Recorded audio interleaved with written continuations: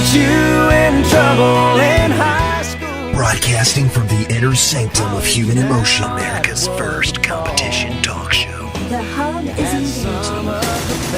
Talk.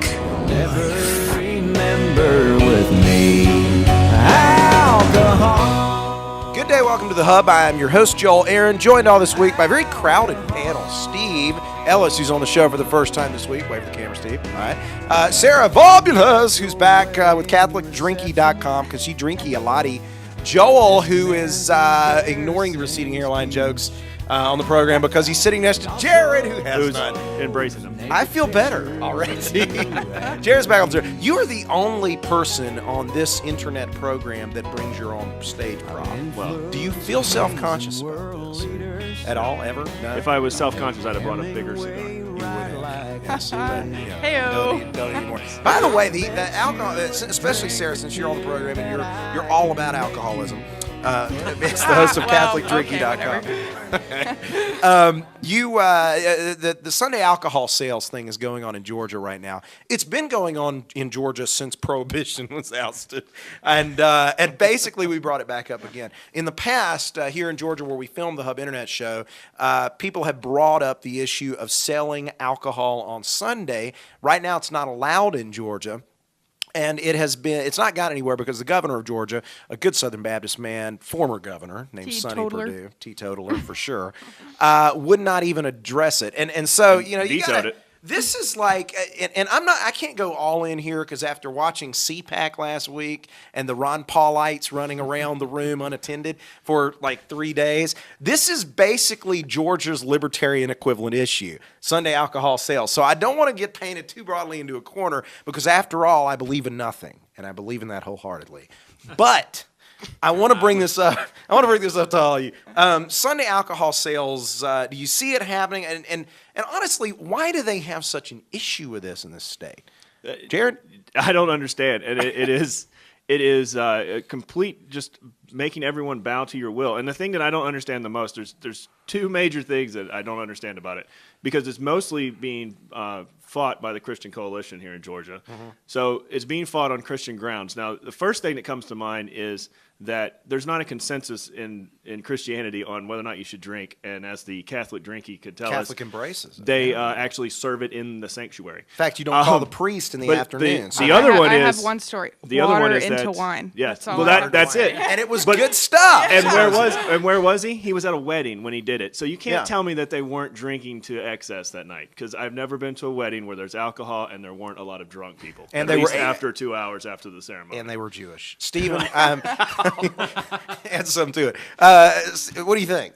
Well, I've been looking at this issue a lot as part of a lobbying exercise for Republican leadership for Georgia class I'm in, and I actually spoke with the bill's sponsor last week, Senator John Bullock, and he brought up a very interesting point about the Sabbath argument that a lot of the opponents are bringing in, and that is that technically Saturday is the Sabbath in a lot of holy books. Mm-hmm. It's a local issue. I think local populations should be allowed to decide on it. There are going to be a lot of counties that, if we're allowed to vote on it, will vote it down. Yeah. There are going to be a lot of counties that are going to vote to allow it. It's going to be good for the economy because, especially for grocery stores, you can step in and buy some beer before that Falcons game. It's going to make us more competitive because we lose business to bordering states, those border regions, like Tennessee, Florida, and places like that. And Alabama, where they never are sober. It really is, and it's quite a draw. It's an incentivizer there. It's revenue enhancer. You got to have some reason to go to Alabama. So it's just 2 weeks ago on a Tuesday that we were all optimistic about it. The Christian Coalition came out and said, "Hey, we're going to back off. We're going to let it go this time." And now we have bigger fish to fry. Like, I don't know, the survival of Western civilization. And now here we are. We sit here, and they've retracted that.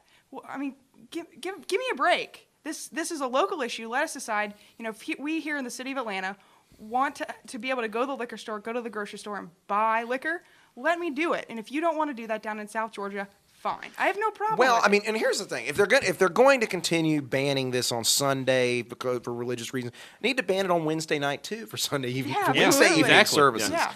It what all about kind Sunday mornings when Jewish folks go to synagogue, or Friday nights when they go? This where do is we draw such the a line? Protestocentric issue here that we're dealing with. Can you spell that? No, I Did can't. you just make that up? There's a hyphen. I know there's a hyphen. Well, Steve. too, it's an issue that polls very well. I think several members of the Republican caucus that have come out and opposed it, if you look at internal polls that were recently released, large proportions of their voting base say, let us vote. Yeah. And they still are saying no, I'm not going to vote for it. And you really wonder why. Yeah. Why is that? Well, and because people will get drunk and drive, whereas you can go to the bar. But they get drunk and Yeah. drive And all then week drive long. home. But due to the issue, some people ride polls very well due to the substance Yeah, we're talking sure, about. sure. So Jared, that's the whole thing. I mean, you can go out. Yes, you can get drunk and drink and drive 5, 6 days a week. 7 days a week. 7 Because days a week. It's not that Drink. we're banning alcohol sales on Sunday. We have alcohol sales on Sunday. They're just in restaurants. Mm-hmm. And God forbid you have more than 2 beers and drive your car home, because then the police are on the lookout for you. So the responsible thing is to go to the store and buy the beer and be at home with it. And they don't want to let you do that either. And that's, you can go to the Dome for a game and you can buy beer. You can go to a Hawks game and buy beer. You can go to a restaurant and buy beer. But you can't go to the store and watch the Hawks game or the Falcons game. It's Braves on season home. now. Let's remember but- that. Yeah, Braves Braves game. Yeah. If you really feel bad about it, just level a sin tax like you do with cigarettes. Well, they already have an alcohol tax, don't they? Yeah, Mm-hmm. you just add to it. Just Just add to it. Yeah. And the thing is, people are drinking on Sunday anyway. They just buy on Saturday and Yeah, stock up. that's the thing. But see, that's the thing. When you do it at home, Jared, it's evil just it thrives in the darkness. Yes. And when you're Yes, it's when gotta you're be out in when you're public in a drinking at home, restaurant, you know, yes, yeah. you need to. You You have can to be drink in publicly public. embarrassed. Publicly embarrassed. We could probably get a because story about that battered is a women on sobering Sundays. mechanism. What? We could get a story Yeah, about there we battered go. women on Sundays because you're drinking at home. That's why It's we a should do slippery it. slope, Joel. It is a slippery Yes. slope, especially when it spills on the floor. Okay, there's it's on a much more sobering topic, starter point. Baseball season, spring training, and the spring baseball is getting ready to gear up here in the very near future. I played baseball growing up. You played baseball growing up? T-ball, Steve? yeah. I did. Okay. Loved it. I played softball. Thanks for asking. Oh, you're welcome. That's a real sport. That was me. It was a joke. Yeah. Okay. pitch or So pass. okay, Kevin Jordan is a baseball player. High school ball, was accepted to Wake Forest University on a baseball scholarship a year or so ago. And his senior year of high school, he was playing ball, and he was a all-star athlete to say the least. He was good. He swung for the fences. He was a home run king. He was fast. He threw hard. He had all of it. He could play 5 different sports. And the scouts obviously didn't really know where to put him because he was good at so many different things. There was one coach though, Tom Walter, who was the coach at Wake Forest, who saw the potential that Kevin had and picked up the phone to call him to come to school there. Now he had offers, and he could have gone to several different places. He could have gone to Auburn. He had offers from several different schools, but he chose Wake Forest because of Tom, quite frankly, because he liked the coach. And in his senior year playing baseball, he started to develop an autoimmune deficiency. I didn't know early on what it was, but eventually this thing escalated and got worse and worse over time to where he was literally fighting for his life. He was still playing ball, still playing well, but he started to notice that his game was off more and more. And before it was all over, he found himself at risk of having his kidneys failing. And being literally on his deathbed, it was his at one point his kidney had dropped to below 20%. I think it was 8%. All the way down to 8% functionality. And as we all know, it's very difficult to find a kidney transplant. They say 1 in 80,000, folks will be on the waiting list before they'll receive a kidney. And so he's playing, and he had not played a game at Wake Forest yet. For the coach, and the coach realized that they had the same blood type, and he went in for testing and found out that where all else failed, he was the only one able to donate. And so he literally, the Coach Tom Walter, donated his kidney for this for this boy to survive and eventually play the game. He's getting ready to play his first season at Wake Forest this year in just a couple of months. But the reason I bring it up is that we talk about a lot of the big issues, and we talk about a lot of the national level issues, especially now with the economy the way it is. But what is it that causes this level of sacrifice? That causes this level of personal, sacrifice of someone taking such a great risk on behalf of another human being? Because I think getting the answer to that is going to be the kind of stuff we need to understand where I think we're headed culturally and as a nation. We've got to get our head around what it really means to be human. So I just toss that out there. What's the motivator for a coach, for somebody to do something like this? I think some people just have big hearts for other folks, and they're willing to do whatever they can to help another person out. Whether it's donating your kidney or giving $100 a week to a homeless shelter or volunteering their time. Some people's families raise them to be good people in that way, to want to give till it hurts. And I think that this is a great example of a human being helping a kid out who, gosh, if it weren't for him, he'd probably not be around now. Yeah, it'd be over fast. And I think a lot of it, I don't know much about the coach's background as far as if he's a Christian or not, or if he's a man of any sort of faith. But I know that in my life, my faith is what has helped me make better decisions like that. And you bring up a good point. Most people say that your faith is a major contributor in what makes you do selfless things or not. But can you do that? I mean, is faith really necessary? I mean, could you be a selfless person, be a good person, totally irrelevant of what you believe? Yeah, I don't think faith is a requirement by any means. People give, because they want to, but I think it speaks to charity as a personal, and it is a individual. It's an intimate thing that happens between people. This coach knows this kid intimately.